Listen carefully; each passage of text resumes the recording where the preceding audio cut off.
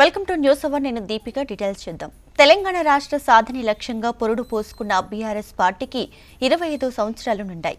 తెలంగాణ రాష్ట్ర సాధన ఏకైక లక్ష్యంగా 2001 ఏప్రిల్ 27వ తేదీన ఏర్పడిన బీఆర్ఎస్ పార్టీ 25 ఏండ్లు పండుగను చరిత్రలో నిలిచిపోయేలా ఘనంగా నిర్వహిస్తున్నట్లు ఆ పార్టీ నేతలు చెబుతున్నారు.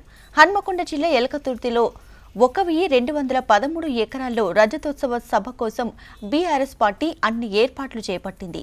మహాసభ ప్రాంగణాన్ని 154 ఎకరాల్లో సిద్ధం చేసింది. 500 మంది కూర్చునేలా గులాబీ రంగులతో వేదికను అందంగా తీర్చిదిద్దారు. వేదిక పక్కనే కళాకారుల ఆటపాట కోసం ప్రత్యేకంగా మరో స్టేజ్ని ఏర్పాటు చేశారు. రాష్ట్రం నలుమూలల నుంచి దాదాపు 50,000 వాహనాలు వస్తాయని అంచనా వేస్తున్నారు. పార్కింగ్ కోసం 1059 ఎకరాలను కేటాయించారు. వీఐపీ వాహనాల కోసం సభా వేదిక ఎడమ భాగం, వెనుక భాగంలో పార్కింగ్ను ఏర్పాటు చేశారు. ఇక సభకు వచ్చే ప్రజల కోసం 1,00,000కు పైగా కుర్చీలను ఏర్పాటు చేశారు. మహిళల కోసం ప్రత్యేకంగా కుర్చీలు వేసి బారికేడ్లు పెట్టారు. లైట్లు, ఎల్ఈడీల కోసం 200 భారీ జనరేటర్లను ఏర్పాటు చేశారు. కేసీఆర్ అందరికీ స్పష్టంగా కనిపించేలా 2050 సైజుతో కూడిన 23 ఎల్ఈడీ భారీ స్క్రీన్లు, భారీ సౌండ్ సిస్టమ్ను చుట్టుపక్కల ఏర్పాటు చేశారు.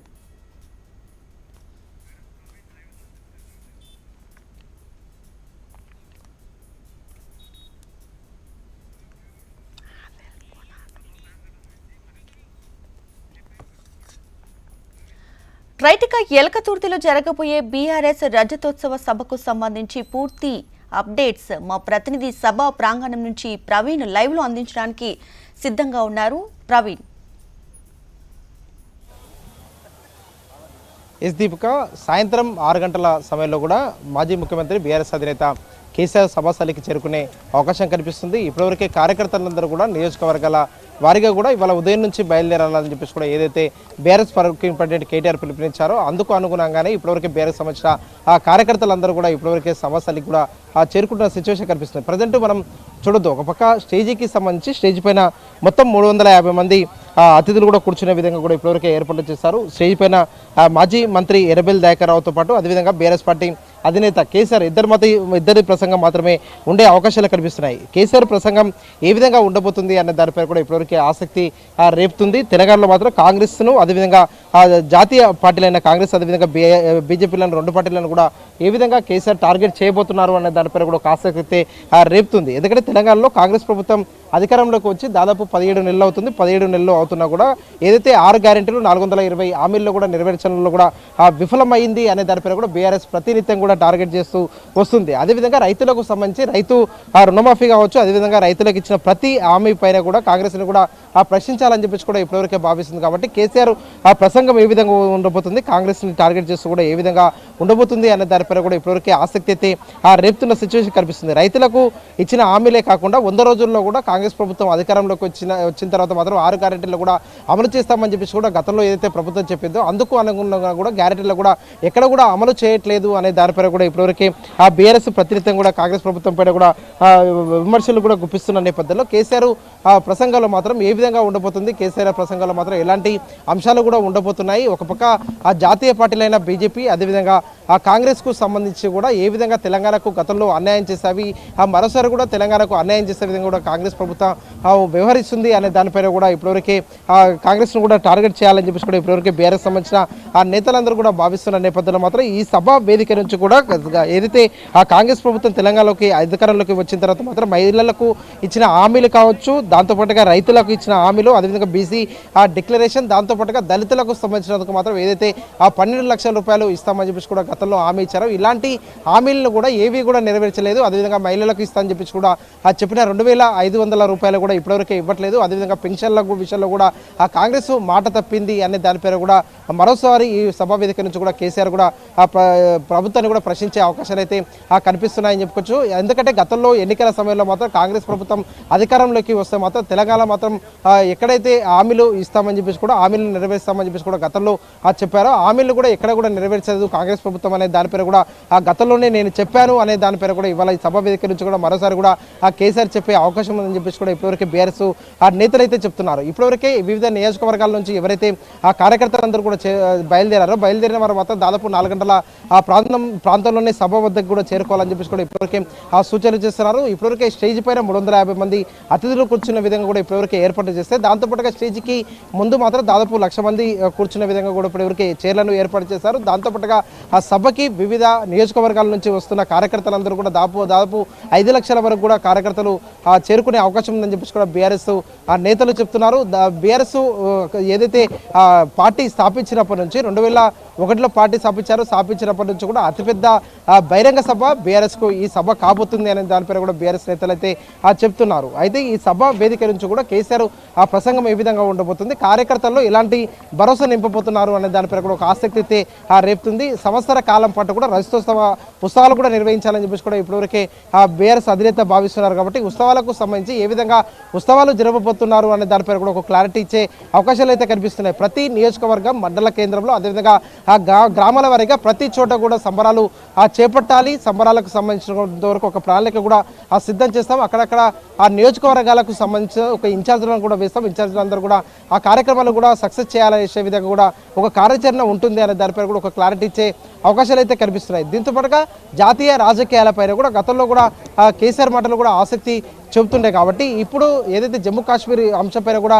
కేసీఆర్ స్పందిస్తారని చెప్పేసి కూడా ఇప్పటివరకే బీఆర్ఎస్ సంబంధించిన నేతలందరూ కూడా చెప్తున్నారు. అంశంపైన కూడా ఏ విధంగా స్పందిస్తారు అనే దానిపైన కూడా ఒక క్లారిటీ అయితే రావాల్సిందే. సభకి కేసీఆర్ చేరుకోగానే 2 నిమిషాల మౌనం కూడా పాటించబోతున్నారు. ఆ మౌనం పాటించిన తర్వాత మాత్రం కేసీఆర్ ప్రసంగంలో ఏ విధంగా జాతీయ సంబంధించిన అంశాలపైన కూడా చర్చించబోతున్నారు అనే దానిపైన కూడా ఒక ఆసక్తి అయితే రేపుతుంది. దీంతో పాటుగా రైతులకు ఇచ్చిన హామీల ప్రకారం మాత్రం 2 లక్షల వరకు కూడా రుణమాఫీ ఇప్పటివరకే కాంగ్రెస్ ప్రభుత్వం చేయలేకపోయింది. దాదాపు 21,000 కోట్ల రూపాయలు కూడా రుణమాఫీ చేశామని చెప్పేసి కూడా ఇప్పటివరకే ప్రభుత్వం చెప్తుందో వాటికి రైతులకు సంబంధించి కూడా ఎక్కడ కూడా రుణమాఫీ జరగలేదు. చాలా మంది లక్షలోపు రుణమాఫీ ఏదైతే రుణాలు తీసుకున్నారో వారి రైతులకు కూడా రుణమాఫీ కాలేదు అనే దానిపైన కూడా ఇప్పటివరకే ప్రభుత్వాన్ని కూడా బీఆర్ఎస్ నేతలు కూడా ప్రతినిత్యం ప్రశ్నిస్తూ వస్తున్నారు. ఇలాంటి అంశాలు ప్రతి అంశంపైన కూడా కేసీఆర్ ఏ విధంగా ప్రశ్నించబోతున్నారు అనే దానిపైన కూడా ఒక ఆసక్తి రేపుతున్న సిచ్యువేషన్ కనిపిస్తుంది. దాంతోపాటుగా బీఆర్ఎస్ ఏర్పడి అంటే టీఆర్ఎస్గా ఆవిర్భవించిన తర్వాత మాత్రం బీఆర్ఎస్గా కూడా నామకరణం కూడా చేంజ్ చేశారు. చేంజ్ చేసిన తర్వాత మాత్రం జాతీయ రాజకీయాల్లో కావచ్చు అదేవిధంగా ఇతర రాష్ట్రాల్లో మాత్రం ఏ విధంగా అడుగులు వేయాలనే దానిపైన కూడా గతంలో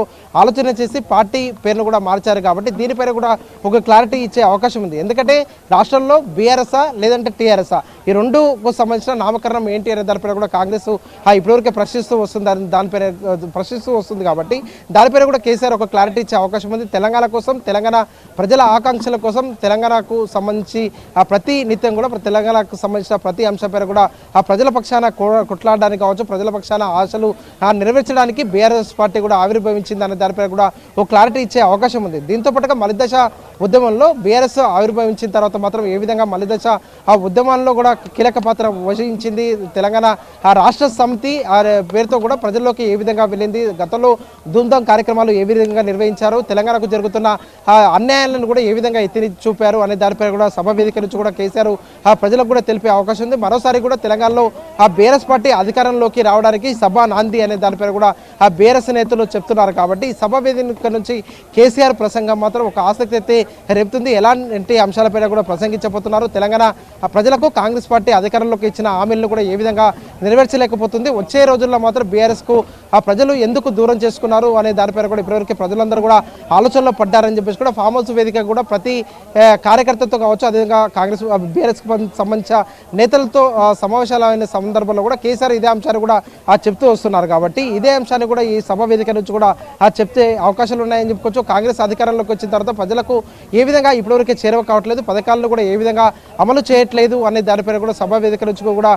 నేతలకు కూడా చెప్పే అవకాశాలు కనిపిస్తున్నాయి. దీంతో పాటుగా రజతోత్సవ ఉత్సవాలను కూడా సంవత్సర కాలం పాటు కూడా నిర్వహించాలని చెప్పేసి కూడా ఇప్పటివరకు పార్టీ నిర్ణయం తీసుకుంది. కాబట్టి ఇందులో భాగంగానే సంస్థాగతంగా కూడా ఆ పార్టీలో కూడా కమిటీలను ఏ విధంగా వేసుకోబోతున్నారు, కమిటీలకు సంబంధించినంత వరకు ఆ కమిటీలు ఒక్కొక్క కమిటీలో మాత్రం ఎవరెవరికి అవకాశాలు ఇవ్వాలనే దానిపైన కూడా లోకల్గా నేతలతో చర్చించిన తర్వాత మాత్రం కమిటీలు కూడా ఫైనల్ చేయాలని చెప్పేసి కూడా ఇప్పటివరకే బీఆర్ఎస్ పార్టీ అయితే ఆలోచనలు కూడా చేస్తుంది. దీంతో పాటుగా వచ్చే అంటే ఆగస్టు లేదంటే అక్టోబర్లో కూడా బీఆర్ఎస్ పార్టీకి సంబంధించిన ప్లీనరీ ఉండబోతుంది. కాబట్టి ప్లీనరీ సమయానికి కూడా రాష్ట్ర అధ్యక్షుని కూడా ప్లీనరీలో కూడా ఎన్నుకుంటారు. కాబట్టి అప్పటివరకు కూడా ఆ కమిటీల్లో కూడా ఏర్పాటు చేసుకొని తెలంగాణ ఉద్యమ సమయంలో ఉద్యమంలో ఏ విధంగా అయితే బీఆర్ఎస్ పార్టీకి వెన్నంటి ఉంటూ బీఆర్ఎస్ పార్టీ కోసం కృషి చేస్తున్నారో వారందరూ కూడా ఇప్పటివరకు ఇప్పటివరకే గత 10 సంవత్సరాల కాలంలో మాత్రం వారందరికీ తగిన ప్రియారిటీ ఇచ్చామని చెప్పేసి కూడా ఇప్పటివరకే బీఆర్ఎస్ చెప్తుంది. కాబట్టి వచ్చే రోజుల్లో యువతకి ఎక్కువ ప్రియారిటీ ఇచ్చే విషయంలో కూడా ఇప్పటివరకే ఆ బీఆర్ఎస్ ఆలోచనలు చేస్తుంది. యువతకి ఏ విధంగా ఆ ప్రియారిటీ ఇవ్వబోతుంది, కమిటీల్లో యువతకి కూడా ఏ విధంగా పెద్దపీట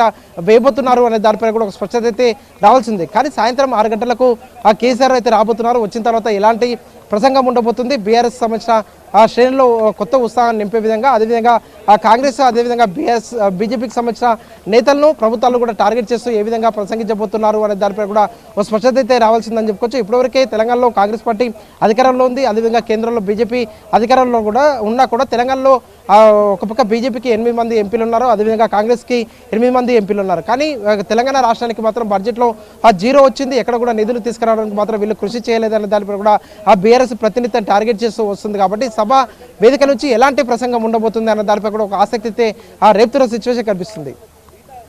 right Praveen, thank you.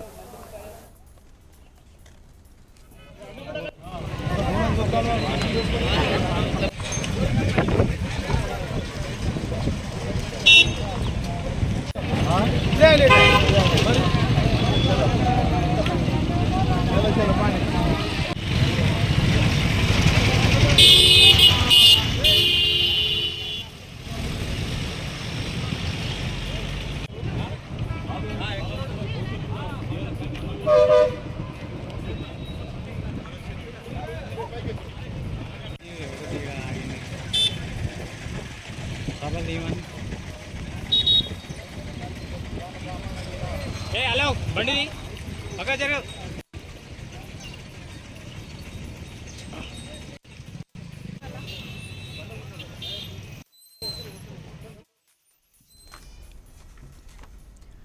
Telangana రాష్ట్ర సాధన లక్ష్యంగా పురుడు పోసుకున్న బీఆర్ఎస్ పార్టీకి 25 ఏళ్లు నిండాయి. తెలంగాణ రాష్ట్ర సాధన ఏకైక లక్ష్యంగా 2001 ఏప్రిల్ 27వ తేదీన ఏర్పడిన బీఆర్ఎస్ పార్టీ 25 ఏండ్ల పండుగను చరిత్రలో నిలిచిపోయేలా నిర్వహిస్తున్నట్లు ఆ పార్టీ నేతలు చెబుతున్నారు.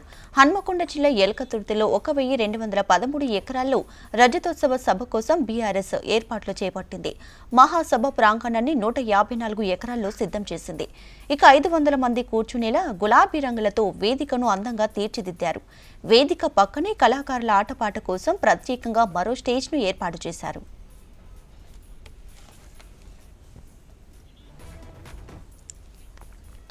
రాష్ట్రం నలుమూలల నుంచి దాదాపు 50,000 వాహనాలు వస్తాయని అంచనా వేస్తున్నారు. పార్కింగ్ కోసం 1,059 ఎకరాలను కేటాయించారు. వీఐపీ వాహనాల కోసం సభా వేదిక ఎడమ భాగం, వెనుక భాగంలో పార్కింగ్ ను ఏర్పాటు చేశారు. ఇక సభకు వచ్చే ప్రజల కోసం 1,00,000కు పైగా కుర్చీలను ఏర్పాటు చేశారు. మహిళల కోసం ప్రత్యేక కుర్చీలు వేసి బారికేడ్లు పెట్టారు. లైట్లు, ఎల్ఈడీల కోసం 200 భారీ జనరేటర్లను ఏర్పాటు చేశారు. కేసీఆర్ అందరికీ స్పష్టంగా కనిపించేలా 2050 సైజుతో కూడిన 23 ఎల్ఈడీ భారీ స్క్రీన్లు, భారీ సౌండ్ సిస్టమ్ను చుట్టుపక్కల కూడా ఏర్పాటు చేశారు.